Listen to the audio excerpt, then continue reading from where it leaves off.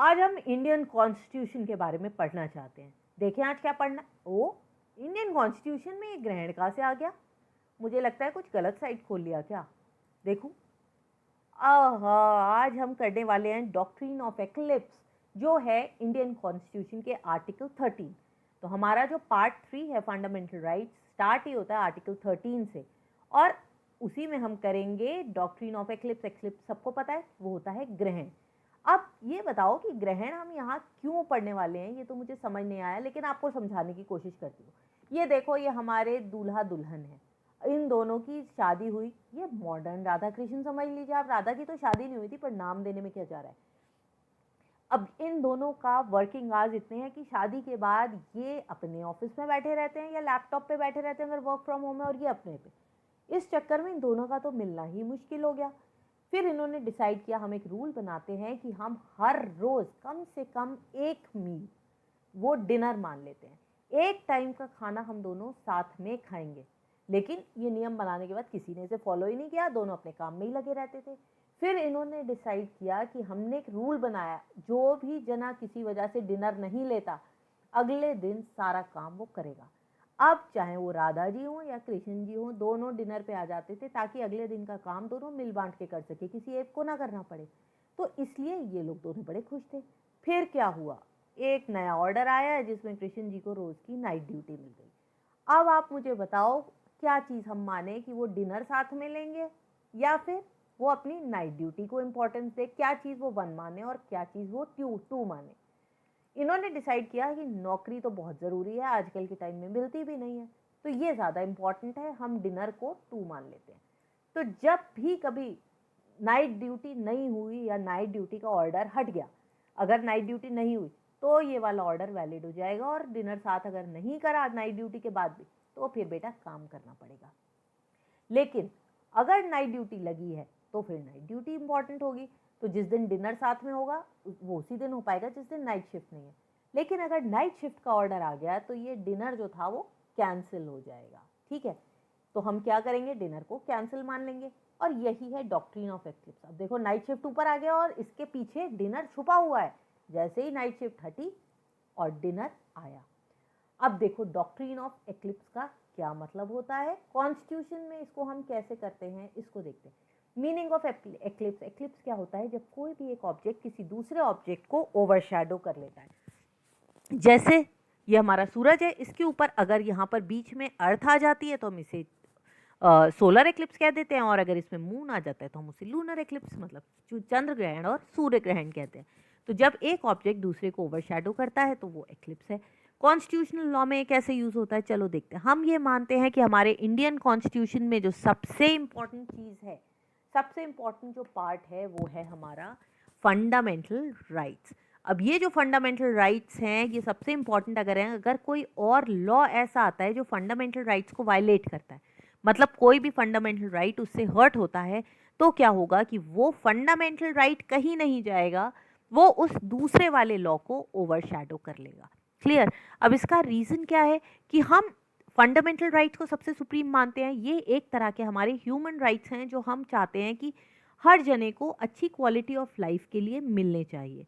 तो अगर human rights नहीं मिले तो हम बाकी राइट्स लेके क्या करेंगे, तो ये सबसे सुप्रीम है। लेकिन इसी के साथ जो लॉ पीछे है वो अनइन्फोर्सिएबल नहीं हो जाता, वो सिर्फ उतनी देर के लिए अनइन्फोर्सिएबल रहता है जितनी देर ये फंडामेंटल राइट है। ये वॉइड नहीं होता, मतलब वॉइड एब इनिशियो नहीं होता कि जब ये लॉ बना था तब भी इसको ना माने, ऐसा कुछ नहीं है। ये लॉ है वहां पर, लेकिन जब तक ये फंडामेंटल राइट रहेगा तब तक वो उससे हिडन रहेगा। जैसे जब तक नाइट शिफ्ट रहेगी तब तक वो डिनर हमारा गायब रहेगा, और जब वो नाइट शिफ्ट हट जाएगी तो वो डिनर आ जाएगा। तो इस तरह से हम लॉ को बैलेंस करके चलते हैं। देखो, समझ में आ गया ना। ये देखिए, ये है हमारा प्री कॉन्स्टिट्यूशनल लॉ जो हमारे कॉन्स्टिट्यूशन से पहले था।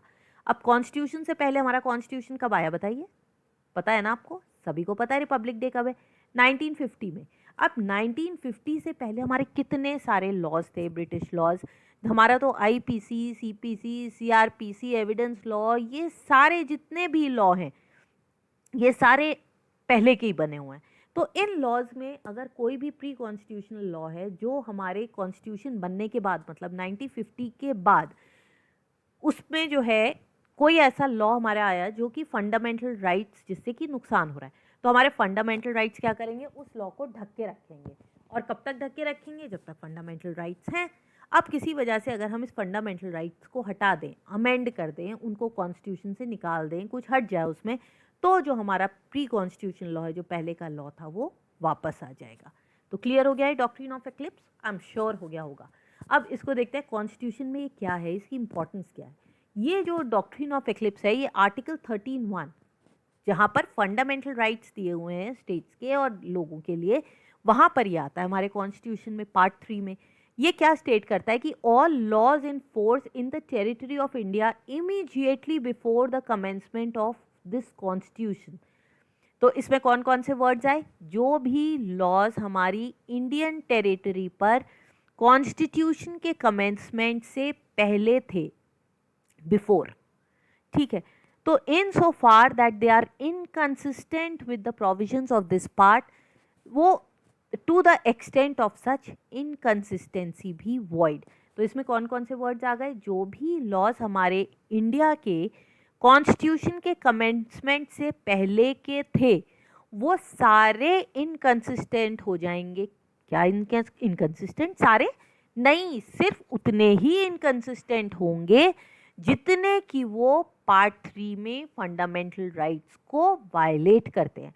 सिर्फ उतने ही इनकंसिस्टेंट होंगे, हम उनको उतनी देर के लिए वॉइड मान लेंगे, ठीक है। आर्टिकल 13 में सिर्फ एक यही नहीं है पार्ट, उसके आगे 2 भी है और 3 भी है, लेकिन इनको हम बाद में करेंगे क्योंकि ये प्री एग्जिस्टिंग लॉज के लिए है डॉक्ट्रिन ऑफ एक्लिप्स, और जो कॉन्स्टिट्यूशन के आने के बाद के लॉज हैं उसके लिए 2 और 3 है। तो इसको हम नेक्स्ट वीडियो में कवर कर लेंगे। क्लियर हो गया। तो जो भी लॉज हमारे कॉन्स्टिट्यूशन से पहले के थे, अगर वो फंडामेंटल राइट्स को वायलेट करेंगे तो फिर वो एक्लिप्स हो जाएंगे और फंडामेंटल राइट्स वैलिड रहेगा।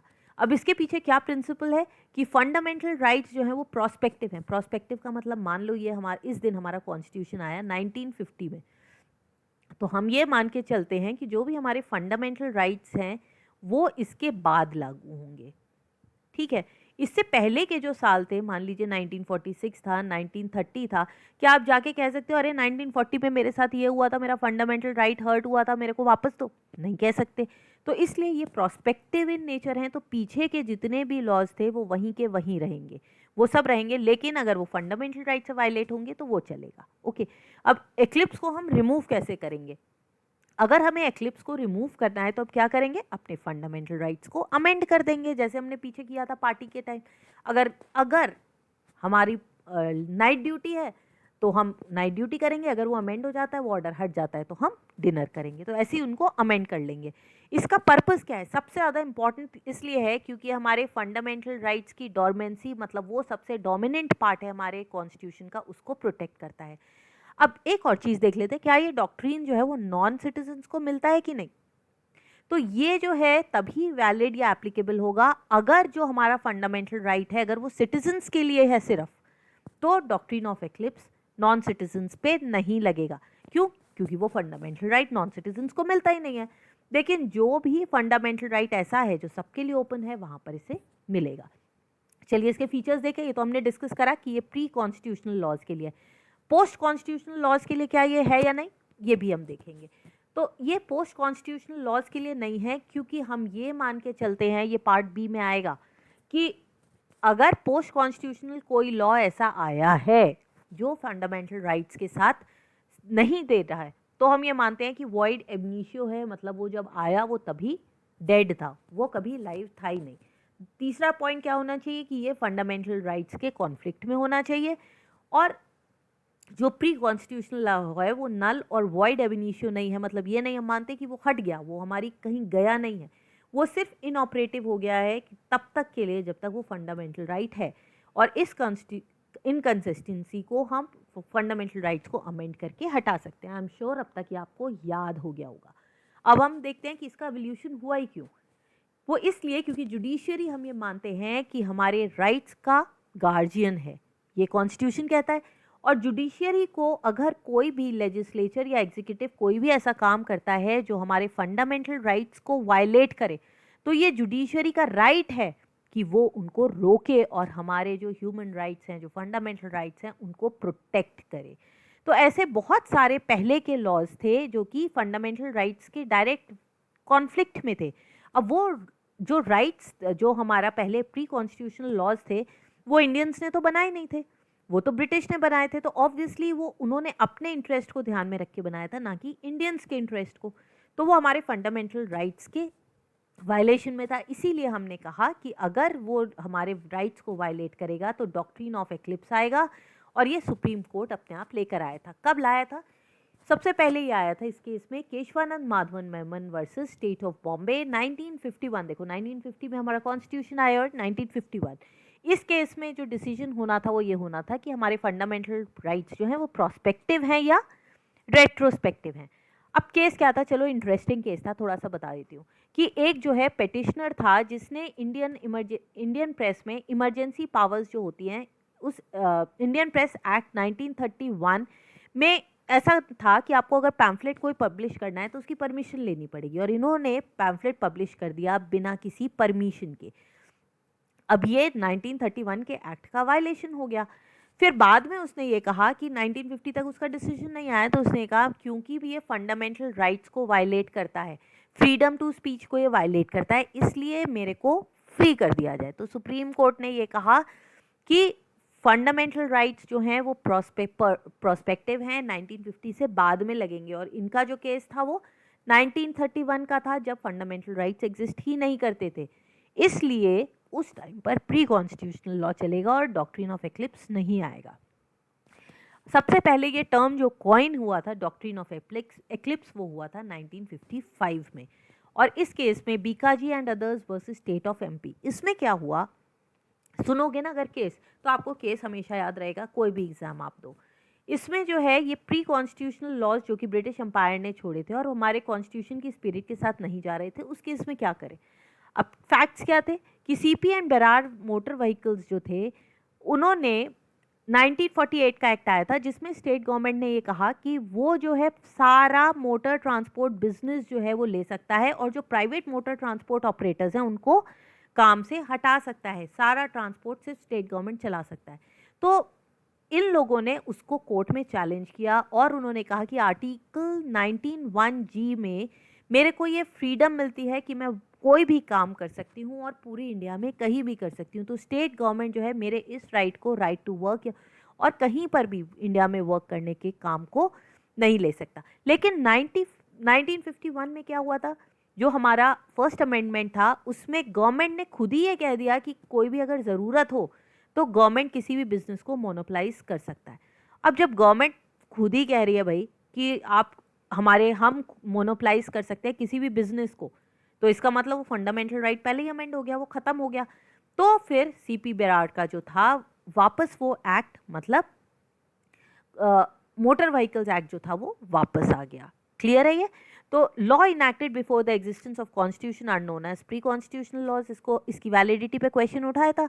इसी के साथ उन्होंने ये कहा जो भी पुराने एक्ट थे, जैसे ये वाला एक्ट था जिसको उन्होंने चैलेंज किया था, वो इनकंसिस्टेंसी जो है अगर रिमूव हो जाती है तो हम एक्ट को वैलिड मानेंगे। ठीक है, तो ये लॉ जो है एक तरह से एक्लिप्स हो गया था, ढक गया था फंडामेंटल राइट से। जैसे ही हमने एक्लिप्स को हटाया, फंडामेंटल राइट को अमेंड किया, उसको हटा दिया, तो ये जो पुराना वाला लॉ है वो वापस से आ गया। जिस डेट को हमने फंडामेंटल राइट हटाया उस डेट से, उसके पहले नहीं आएगा, उस डेट से। और यहीं से शुरुआत हो गई भाई साहब डॉक्ट्रिन ऑफ एक्लिप्स की। ठीक है, अब देखते हैं हमारा एक आर्टिकल 368 और डॉक्ट्रिन ऑफ एक्लिप्स पे बहुत मेजर कंट्रोवर्सी चली थी। आर्टिकल 368 पहचाना, अमेंडमेंट। तो अमेंडमेंट क्या हो गया था कि हम तो बैलेंस करना चाहते हैं ना लॉ में, ये हम बैलेंस बनाना चाहते हैं लेजिस्लेशन और जुडिशरी में। यही सारी इसमें स्ट्रगल थी कि कौन सी ज़्यादा इंपॉर्टेंट है, किसके पास ज़्यादा पावर है, लेजिस्लेशन के पास या जुडिशरी के पास। अब देखो इस टग ऑफ वॉर में कौन जीता। शंकरी प्रसाद का केस आया 1951 में। जो सरकार होती है ना वैसे रूल होता है। इसमें क्या हुआ कि उन्होंने ये डिसाइड किया कि आर्टिकल 368 में जो है फंडामेंटल राइट्स को भी included the power to amend the fundamental rights, इसको भी अमेंड किया जा सकता है। 1951 में ये आया। फिर 1967 में गोलकनाथ केस आ गया। इस गोलकनाथ केस में क्या हुआ कि उन्होंने ये कहा कि फंडामेंटल राइट्स को इन्होंने रिवर्स कर दिया कि फंडामेंटल राइट्स को गवर्नमेंट जो है अमेंड नहीं कर सकती है, और जो आर्टिकल में रिस्ट्रिक्शंस हैं वो फंडामेंटल राइट्स को अमेंड करने के लिए नहीं है, इसके लिए ऐसा पॉसिबल नहीं हो सकता कि आप इसको ऐसे कर दें। फिर इन दोनों की टसल रिजॉल्व हुई ये एक लैंडमार्क ब्रेक थ्रू केस में, जो था केशवानंद भारती केस। इन्होंने कहा ना लेजिस्लेशन सुप्रीम है ना ही जुडिशरी, दोनों के बीच में बैलेंस है। कॉन्स्टिट्यूशन ये नहीं कहता कि क्या क्या अमेंड हो सकता है क्या नहीं, लेकिन वो ये चाहता है कि जो कॉन्स्टिट्यूशन की जो सोल है, जो उसकी आत्मा है, वो कभी चेंज ना हो। तो इन्होंने कहा कि हमारा जो गवर्नमेंट है वो फंडामेंटल राइट्स को भी अमेंड कर सकती है, लेकिन पार्लियामेंट की अमेंडिंग पावर्स जो हैं वो कॉन्स्टिट्यूशन का जो बेसिक स्ट्रक्चर है उसको अमेंड नहीं कर सकती। अब बेसिक स्ट्रक्चर की जो डेफिनेशन थी वो केशवानंद भारती के केस में आज तक की जो सबसे बड़ी बेंच थी उसने बेसिक स्ट्रक्चर में कुछ चीज़ें ऐड करी, जैसे हम डेमोक्रेसी हैं, सेक्युलर हैं, इन चीज़ों को कोई भी गवर्नमेंट कल को आए वो उन्हें अमेंड नहीं कर सकता। तो समझ आ गया एक्लिप्स। इसका एक्लिप्स पे क्या फ़र्क पड़ा कि फंडामेंटल राइट्स अगर हम हटा सकते हैं तो फिर हमारा एक्लिप्स बहुत जल्दी जल्दी हो सकता है, पुराने सारे लॉज हम लेके आ सकते हैं, है ना। फिर हम आते हैं कि क्या ये प्री और पोस्ट कॉन्स्टिट्यूशनल लॉज दोनों में चलता है या नहीं। तो Deepchand versus state of UP में सुप्रीम कोर्ट ने ये कहा कि पोस्ट कॉन्स्टिट्यूशनल लॉज जो कि आर्टिकल 13(2) के अंडर बनते हैं, 1 नहीं, हम अभी 13(1) कर रहे हैं, वो ये मानते हैं कि फंडामेंटल राइट्स को अगर कोई भी लॉ वायलेट कर रहा है तो वो जब से आया है इंसेप्शन से ही वो स्टिल बॉर्न लॉ है। तो क्योंकि ये वॉइड एब इनिशियो है इसलिए वो लॉ कभी भी वैलिड नहीं होगा।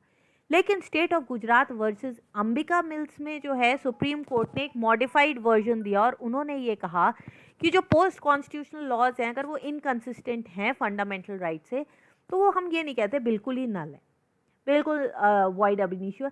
इसका सिर्फ उतना पार्ट हम हटा देंगे, जैसे हमारा पूरा लॉ है, अगर ये वाला पार्ट फंडामेंटल राइट को वायलेट कर रहा है सिर्फ इसे हटा देते हैं तो बाकी चलेगा। बाद में हमने इसको एक अलग डॉक्ट्रीन का ही नाम दे दिया और इसीलिए हम ये मानते हैं कि डॉक्ट्रीन ऑफ एक्लिप्स जो है वो सिर्फ प्री कॉन्स्टिट्यूशनल लॉज पे चलती है और पोस्ट कॉन्स्टिट्यूशनल लॉज पर नहीं चलती। और पोस्ट कॉन्स्टिट्यूशनल लॉज का मैंने आपको एक एक्सेप्शन दे ही दिया था कि जो भी हमारे फंडामेंटल राइट्स हैं जो नॉन सिटीजन्स को अवेलेबल नहीं है उन पर डॉक्ट्रीन ऑफ एक्लिप्स नहीं चलेगा। एक और इम्पॉर्टेंट केस देख लेते हैं जहां पर एक्लिप्स को रिमूव कराया गया। देखा आपने, यहां पर हम लॉ को नहीं बदलेंगे, हमने एक्लिप्स को रिमूव करा, एक्लिप्स या ग्रहण को। ये कैसे किया, चलो देखते हैं। ज्ञान Kaur versus state of Punjab में क्या हुआ था कि कॉन्स्टिट्यूशन का एक सेक्शन है, सेक्शन 309 ऑफ आईपीसी, ये 1860 का एक्ट है, तो प्री कॉन्स्टिट्यूशनल हो गया। अब इसमें जो है P Rathinam versus Union of India का एक केस आया था जिसमें उन्होंने ये कहा था कि अटेम्प्ट टू सुसाइड जो है वो पनिशेबल नहीं होना चाहिए और इसलिए उन्होंने उसको अनकॉन्स्टिट्यूशनलाइज कर दिया। अब अटेम्प्ट टू सुसाइड अगर अनकॉन्स्टिट्यूशनलाइज कर दिया तो जो इसकी कॉन्स्टिट्यूशनल जो सेक्शन 309 है वो अनकॉन्स्टिट्यूशनल हो गया और फिर जो एक्लिप्स है वो हट गया। अब इन्होंने क्यों किया ऐसा कि वो कहते हैं कि राइट टू लाइफ हमारा फंडामेंटल राइट है तो राइट टू डाई भी हमारा फंडामेंटल राइट होना चाहिए। तो अटेम्प्ट टू सुसाइड कैसे हो सकता है, राइट टू डाई अगर फंडामेंटल राइट है तो अटेम्प्ट टू सुसाइड उससे एक्लिप्स हो गया। अब ज्ञान कौर के केस में जुडिशरी ने क्या डिसाइड किया कि ये नहीं है, right to life does not include the right to die, क्योंकि हमारा जो कॉन्स्टिट्यूशनल राइट है वो हमें फंडामेंटल राइट्स छोड़ने की परमिशन पूरी तरह से नहीं देता। और राइट टू लाइफ जो है और राइट टू डाई, इन दोनों में फ़र्क क्या है। एक में तो ये हो सकता है कि हम कोई एक्ट नहीं कर रहे, लेकिन राइट टू डाई में तो हम एक्ट कर रहे हैं ना। हम ये तो नहीं है कि राइट टू लिव छोड़ दिया और हमारा काम हो गया, नहीं, राइट टू डाई के लिए हमने एक डिसीजन लिया कि हमें डाई करना है, हमें मरना है। तो हमें क्योंकि यहाँ पर एक एक्ट करना है तो ये हमारा अपनी चॉइस से हो रहा है, तो ये सिर्फ वायलेटिव नहीं हमारे फंडामेंटल राइट्स को। अब क्योंकि ये हमारे फंडामेंटल राइट्स को वायलेट कर नहीं रहा, राइट टू लाइफ में राइट टू डाई नहीं आ रहा, तो अगर ये नहीं आ रहा तो ये एक्लिप्स नहीं हो रहा है और सेक्शन 309 वैलिड है। तो यहाँ पर हमने क्या किया, जहाँ पर हमने माना था कि ये फंडामेंटल राइट और हमने एक्लिप्स किया था, कॉन्स्टिट्यूशन को इंटरप्रेट करके गवर्नमेंट ने जुडिशियरी ने उस एक्लिप्स को हटा दिया और ये कहा कि 309 सेक्शन जो है वो वैलिड रहेगा, एक्लिप्स हट गया। तो चलो एक बार इसको रिवाइज कर लें। फंडामेंटल राइट्स जो हैं वो प्रोस्पेक्टिव इन नेचर है, मतलब जब कॉन्स्टिट्यूशन आया उसके आगे से लगते हैं। प्री कॉन्स्टिट्यूशनल लॉज जो फंडामेंटल राइट्स के साथ इनकंसिस्टेंट हैं, हम ये नहीं मानते कि वो कभी थे ही नहीं, वो वॉइड एब इनिशियो नहीं थे, नल नहीं थे, वो सिर्फ इनफोर्सिएबल हो गए हैं और वो डॉर्मेंट हैं, मतलब अभी वो जिंदा नहीं है, वो वायरस की तरह हैं, अगर उसे फ्रिज में रख दोगे तो वो ख़राब नहीं होंगे और जैसे ही बाहर निकालोगे वो ग्रो करने लगेंगे। तो जब फंडामेंटल राइट हट जाएगा तो फिर वो वापस आ जाएगा।